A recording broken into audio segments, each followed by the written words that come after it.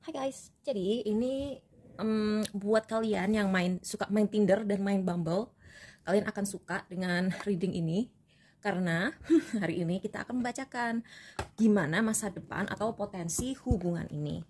Karena kita tahu kan kalau misalnya ketemu di Bumble atau di Tinder gitu kan kayak yang suka gimana ya, suka nggak jelas gitu. Beda kalau misalnya yang pernah ketemu langsung gitu kan, orangnya tuh kayak auranya tuh bisa kita raba-raba gitu kan. Maksudnya auranya doang yang diraba-raba, orangnya enggak.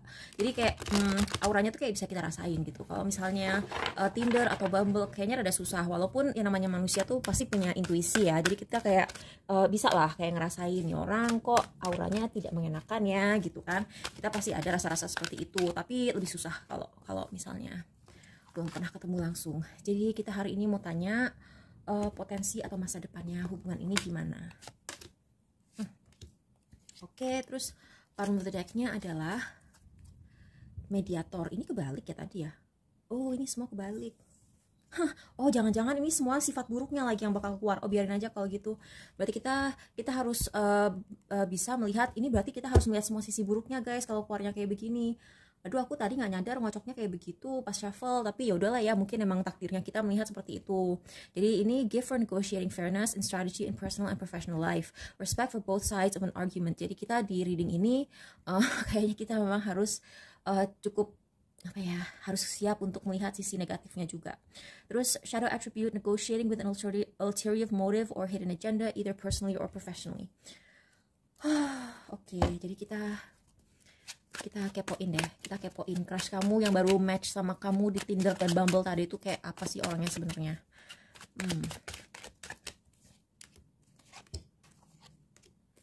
Kita mengkepo. Tapi bukan sekedar kepo ya, kita emang perlu tahu gitu loh. Ini kan ada potensi kita pacarin. 10 of coins. Oke, jadi either orang ini tajir atau sekedar terlihat tajir. Karena tadi kan udah di warning ya, kita harus berani melihat sisi buruknya gitu. Nah, pengalaman aku kalau yang namanya di Tinder itu banyak terus child magical, seeing the potential for sacred beauty in all things, the belief that everything is possible. Oke, kita tuh kadang-kadang kalau online dating gitu kita kayak gimana ya? Kita tuh mungkin bisa terlalu optimis. Gak apa-apa sih optimis itu perlu untuk manifestasi. Kalau kita tidak optimis, manifestasi kita akan selalu buruk. Tapi di sini kamu perlu kejelasan. The moon ini kan biasanya ketidakjelasan, dia keluar dalam keadaan terbalik. Berarti itu ini apa tuh namanya, terlihat kejelasan gitu. Nah, ini Ten of Pentacles. Ten of Pentacles ini seperti aku bilang tadi, orangnya mungkin kamu pikir dia tajir atau memang dia tajir beneran gitu kan. Nah, aku cuma pengen iklan layanan masyarakat. Teman aku itu pernah hampir kena scam sama orang yang pura-pura kerja di perusahaan minyak offshore. Oke, jadi itu ada penipuan seperti itu. Jadi kalau kalian pikir oh kerja di perusahaan minyak pasti tajir gitu, belum tentu ya. Itu bisa aja modus penipuan gitu. Jadi kalian harus hati-hati. Oke. Terus oke, jadi kita mulai dengan pile 1. Pile 1, Detective, Child Eternal, The Chariot, Eight of Coins. Orang jujur aja kalau misalnya kalian ngeliat orang ini pamer mobil di profil Tinder atau Bumble-nya, itu bukan mobilnya dia. Entah itu sewaan pas dia lagi liburan atau itu pinjaman. Oke, sepertinya seperti itu. Atau mungkin kalaupun itu mobil dia itu kayak pengen pamer banget mobil itu. Makanya kamu tuh kayak mikir nih orang sebenarnya gimana sih gitu loh. Nah, ini detektif sama Child Eternal. Nah, kita kan tadi keluarnya dalam keadaan terbalik, jadi kita cuma melihat ini, voyeurism, falsifying information. Nah, kan bener, ini orang informasinya tuh informasi palsu. Shadow attributes, inability to grow up and be responsible, extreme dependency on others for physical security.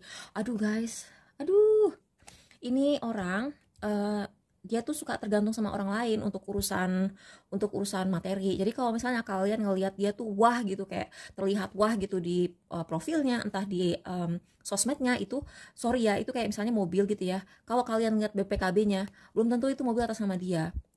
Itu bisa kayak punya mantan istrinya, punya mantan suaminya, dibeliin sugar daddy-nya, atau sugar mama siapa tahu kan. Tapi orang ini dia tuh kayak ngasih ilusi bahwa dia tuh berada supaya dia bisa menggait orang yang sekiranya tampilannya tuh sama-sama berada, padahal dia tidak seberada itu juga gitu. Jadi kayak untuk menggait orang-orang yang bisa menguntungkan dia secara finansial, dia tuh berpenampilan wah gitu, padahal sebenarnya kalau misalnya dilihat dari rekeningnya enggak. Bukan maksud aku matre ya, tapi yang keluar di sini tuh kayak matre banget gitu loh. Ini urusan kerjaan, ini mobil dalam keadaan terbalik, dan jujur aja semua file ini kayaknya akan berhubungan dengan uang karena ini ada Ten of Coins. Dan kalian juga harus hati-hati dengan Ten of Coins ini. Kalian harus rajin ngecek ya, kalian harus rajin ngecek ini orang beneran jomblo, duda, janda atau enggak gitu, karena bisa aja dia sebenarnya masih nikah sama suaminya atau istrinya tapi dia pura-pura jomblo gitu ya. Jadi kayak ini buat pile 2, Avenger, Pioneer, Six of Cups, Nine of Coins. Again, ini orang tidak mandiri secara finansial dan orang ini sangat pelit dan dia tuh jahat hatinya gitu loh. Oh my god. Shadow attribute, compulsive need to keep moving on. Shadow attribute-nya resorting to violence in the name of a cause. Wah, kalau kamu pilih yang pile 2 ini, tolong ya hati-hati karena nih orang kasarnya kasar fisik. Takutnya dia KDRT sama kalian gitu loh. Terus compulsive need to keep moving on. Orang ini tidak setia. Jadi kalau misalnya dia udah pacaran sama satu orang, matanya tuh kayak masih wandering eyes gitu loh. Matanya tuh kayak masih ngeliat kiri kanan gitu. Kalau misalnya jalan sama kalian di mall, matanya tuh kayak masih suka ngeliatin orang lain gitu. Jadi kalau kamu jalan sama cowok gitu ya, ini cowok matanya masih ngeliatin cewek lain gitu loh. Jadi, aduh. Ya, yang 2 ini potensinya masa depannya kurang baik ya. Oke, jadi buat yang pile 3, Don Juan sama Judge. Using the power of romantic attraction for private agenda. Jadi ini orang selain dia playboy atau playgirl, dia suka mempermainkan hati orang dan itu semuanya dia pakai untuk agenda pribadi, untuk keuntungan pribadi.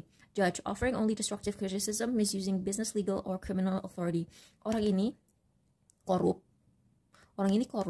Dan dia tuh ini Queen of Cups kan datang dalam keadaan terbalik, ini Knight of Cups datang dalam keadaan tegap. Jadi awalnya mungkin dia sangat romantis, dia sangat manis gitu, tapi nanti kalau misalnya kamu sudah tanda tangan secara kontrak nikah sama dia gitu ya, misalnya kalian udah resah suami istri, terus ada surat-suratnya gitu kan, ada surat nikahnya, udah deh keluar semua jahatnya nih orang. Dia tuh suka KDRT tapi KDRT-nya nggak fisik, KDRT-nya tuh emosional, jadi dia suka ngejatuhin mental orang. Hati-hati hati-hati sama dia orang. Sumpah, sorry aku batuk tadi emang throat chakra aku lagi bermasalah. Terus buat kalian yang pilih pile 4, Saboteur, God, Messiah, ini orang sok suci.